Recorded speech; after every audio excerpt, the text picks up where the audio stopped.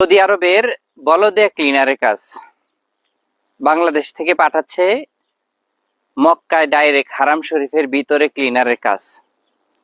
আসলে কি আপনি এই সৌদি আরবে আইসা ডাইরেক্ট মক্কা শরীফের ভিতরে কি আপনি কাজ করতে পারবেন কিনা, অথবা কি কোম্পানিতে আপনি আসতেছেন, আজকে এই বিষয়ে তুলে ধরবো এবং কি স্যালারিও কত রিয়াল পাবেন সেটাও আজকের এই ভিডিওতে তুলে ধরার চেষ্টা করব।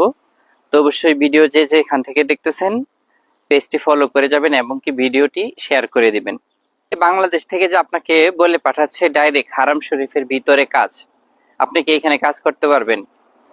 তো দেখুন, আপনি যদি বাংলাদেশ থেকে ডাইরেক্ট বলদিয়া ক্লিনারের কোম্পানিতে আসেন, তাহলে কোম্পানি আগে তার ক্যাম্পে রাখবে, ক্যাম্পে নিয়ে যাবে, এরপরে আপনার ইকামা বানাবে, মেডিকেল করাবে। তো এরপরে কোম্পানি ডিসাইড করবে আপনাকে কোথায় কাজ দিবে। বাংলাদেশ থেকে শুধুমাত্র এজেন্সি এবং কি দালালি আপনাকে বলে যে হারাম শরীফের ভিতরে কাজ। আসলে এটা বলার মানে হচ্ছে, আপনি যদি এই মক্কা শরীফের কথা শুনেন, মানুষ ইসলাম বিক্রি করে কিন্তু চলছে, তো আপনাকে একটু ধোঁকাই দেওয়া হচ্ছে হারাম শরীফের কথা বলে। কারণ সৌদি আরবে আপনাকে আসার পরে যদি আপনাকে ওইখানে কাজ না দেয়, তো আপনি তাকে কিছুই বলতে পারবেন না, কারণ আপনাকে কন্ট্যাক্ট করে পাঠাচ্ছে যে এখানে বলো দিয়ে ক্লিনারের কাজ। তো ক্লিনারের কাজ আপনাকে যে কোনো জায়গায় দিতে পারে সৌদি আরবে। আসলে এটা 100-এ 100 হবে না, কারণ কোম্পানি আপনাকে যেখানে কাজ দেবে সেখানেই করতে হবে।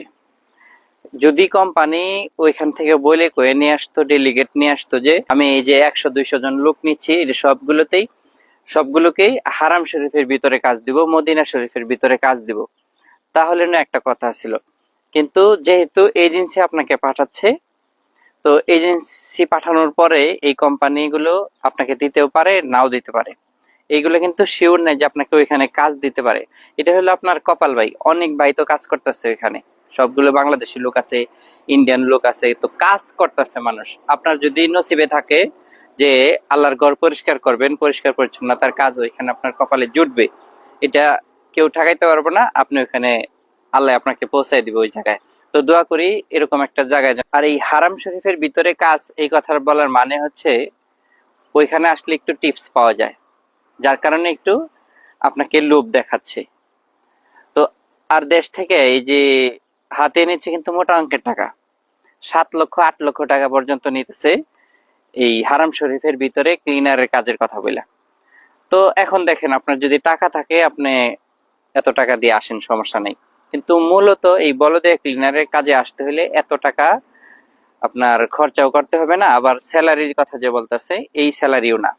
বলদিয়া ক্লিনারের স্যালারি হচ্ছে 600 থেকে 700 রিয়াল। তো এখন আবার বলতে পারেন যে 600-700 রিয়ালের বেতনের চাকরি আপনি আবার ভিডিও করে বলতেছেন।